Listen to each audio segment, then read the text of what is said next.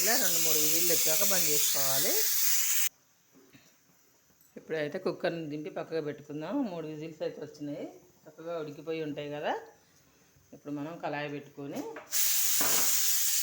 తాలింపుకైతే ఇది చేసుకుందాం. ఇప్పుడు కళాయి వేడెక్కింది కదా, ఆయిల్ అయితే వేసుకుందాం ఫ్రైకి.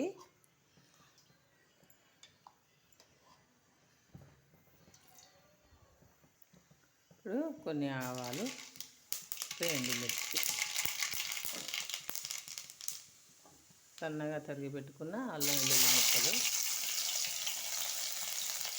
అట్లా కొద్దిగా ఉల్లిపాయలు, కొద్దిగా పసుపు,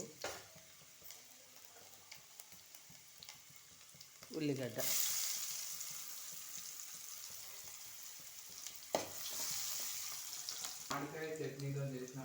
కరివేపాకు,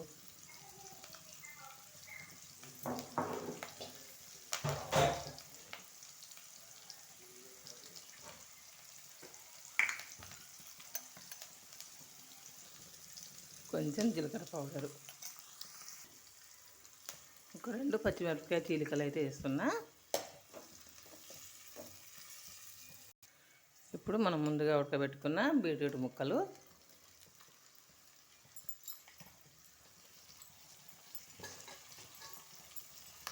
ఒకసారి దీన్ని ఇలా కలుపుకోవాలి.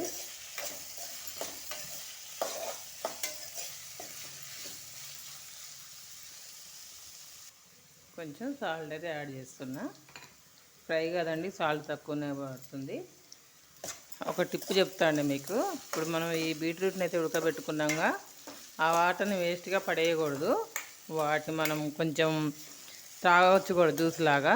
ఎట్లా అంటే ఒక సాల్ట్, మన మిరియాల పొడి వేసుకొని కలుపుకొని 2 కలిపి కొంచెం 2-3 నిమ్మరసం చుక్కలు కలుపుకొని తాగితే చాలా బాగుంటుంది. హెల్దీకి హెల్దీ అండి. లేదా అట్లా ఇష్టం లేని వాళ్ళు మనము ఫేస్కి ప్యాక్ లాగా కూడా వాడుకోవచ్చు. శనగపిండిలో ఆ వాటర్ కలిపేసి ఆ రసాన్ని కూడా ఫేస్కి అప్లై చేసుకోవచ్చు. అట్లా కూడా చాలా బాగుంటుంది. దేన్ని వేస్ట్ చేయొద్దండి, ఏదో ఒక విధంగా ఉపయోగించుకోవాలని చూడాలి. అందులో అయినా దీంట్లో ఎన్నో పోషకాలు ఉంటాయి.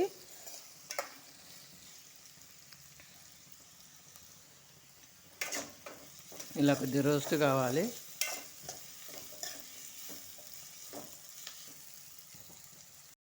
కొద్దిగా కారం అయితే వేసుకుందాము, ఎందుకంటే కొన్ని పచ్చిమిర్చి వేసాం కదా, దానివల్ల.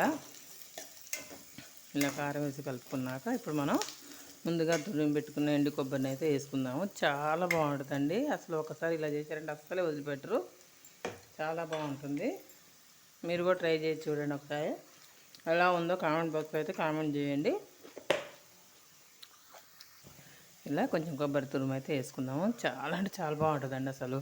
ఇంకా కొంతమంది ఇట్లా ఇష్టపడని వాళ్ళు కూడా కొంచెం పెసరపప్పు వేసి మనం ముందుగా ముక్కలు ఉడకబెట్టేటప్పుడే కుక్కర్లో ఉడకబెట్టుకొని ఇలా పోపు చేసుకున్నా కూడా చాలా బాగుంటుంది.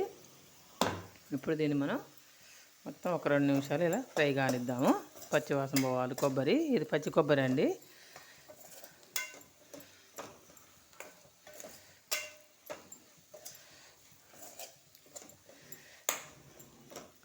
చూసారా ఎంత టేస్టీగా కలర్ఫుల్గా కనపడుతుందో.